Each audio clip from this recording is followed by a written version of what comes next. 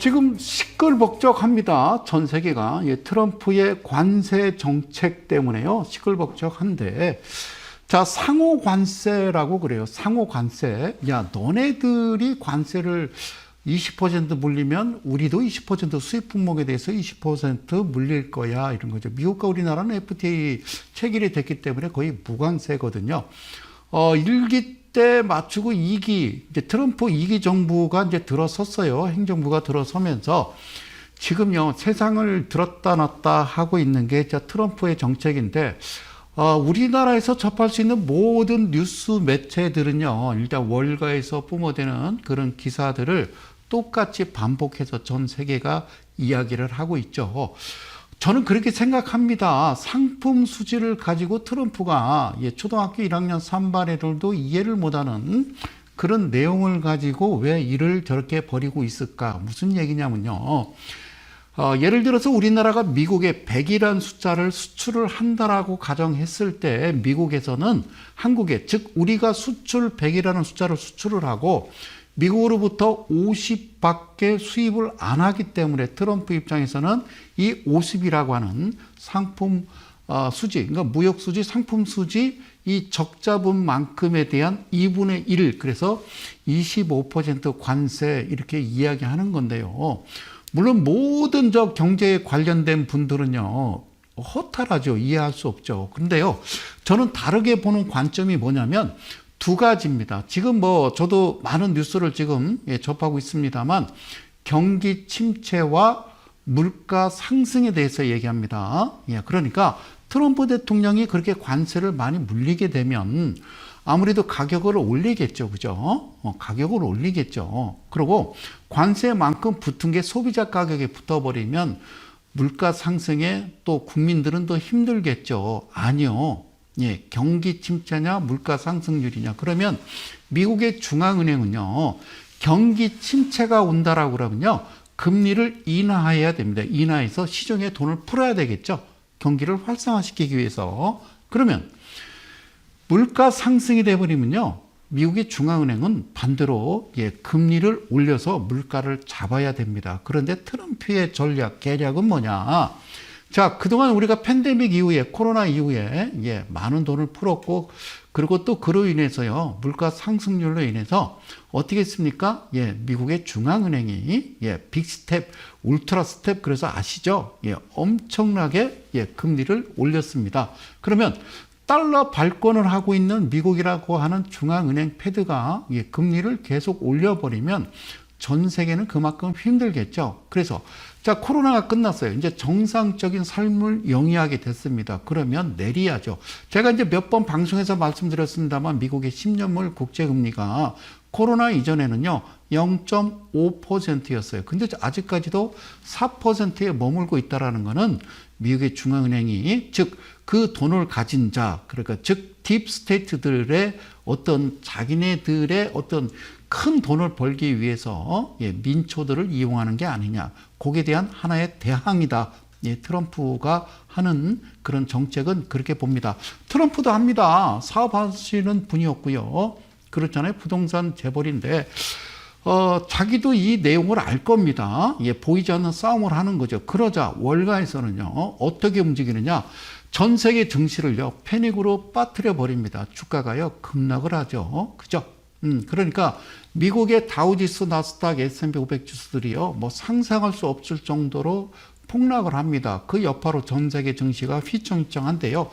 자, 트럼프가 그래도요, 끝까지 꺾이지 않고 끝까지 고집하고 있는 이 관세 정책이라고 하는 것은요, 바로 이 미국의 패드, 중앙은행과의 싸움이다라고 저는 봅니다. 그러자, 자, JP모간이나 골드만삭스에도 슬슬 이제 보고서를 낼 때 어떻게 지금 내느냐. 자, 이대로라면 경기 침체가 올 수 있으니 어떻게 한다? 다음 달에 기준금리를 인하할 수 있다. 이런 얘기들이 나옵니다. 그렇게 해석이 되거든요. 제 생각에는. 그래서 자, 지금의 이 현상은 일시적인 현상이고, 자, 우리나라는 이제 그동안 제가 말씀드렸죠. 자, 지난주와 이번 주와 큰 차이점은요, 세상이 바뀌었다라는 겁니다. 그러면 우리나라는 그동안 글로벌, 전체적인 글로벌 랠리에서, 에브리싱 랠리에서 우리나라만 소외됐고 3년 동안 가지 않았다. 자, 그래서 우리나라는 앞으로 향후 주가 코스피 코스닥 지수가 어떻게 될 것이냐라고 묻는다면요. 일단 새로운 정부가 들어설 겁니다. 그리고 새로운 정책이 나올 거고 그렇기 때문에 우리는 희망이 있다라는 말씀을 여러분께 드리겠습니다. 그동안 우리는 3년 동안 가지 않았던 여러분들이 물려있던 그 종목들은 빨리 회복을 할 거고요. 자, 이제 6월 3일로 이제 결정이 이제 된 것 같아요. 대통령 선거가. 예, 그렇죠? 그러니까 윤석열 전 대통령 탄핵 이후에 정확하게 2달 안에 대통령 선거가 있어야 되니까. 어쨌든, 그동안 2달 동안은 또 여러 가지 또 변동성은 심하겠습니다만, 그러나, 그 심한 그 뒷면에는 우리가 뭐가 있느냐. 앞으로 펼쳐질 대한민국의 새로운 세계, 새로운 세상, 새로운 정부와 새로운 정책이 뒷받침하고 있기 때문에 그렇게 걱정하지 말라는 말씀을 드리겠습니다. 사랑하는 이데일리 가족 여러분, 코스피는요, 지금부터 1956년에 1953년 전쟁이 끝나고 56년에 12개의 종목으로 시작을 했습니다. 그동안 이 대한민국이 잘 꾸려왔고요. 그리고 정확하게 이제 노태우 정부 1990년도에 코스피 200이라고 하는 지수까지 만들어냈습니다. 자, 전 세계적으로요. 자, 여러분들 아시는 다우 지수와 그리고요. 또 한 가지 지수가 니케이 225 지수라는 게 있습니다. 니케이 지수와 다우 지수는요. 주식이라고 하는 지수는요. 뭐로 산출을 하냐면 자, 보세요. 주식수 곱하기 현재 가격수를 그렇죠. 곱해서 우리가 종합주가 지수 이렇게 얘기합니다. 근데 가격만 가지고 나타나는 게 다우지수와 니케이 지수죠. 자, 이 말씀 왜 드리느냐.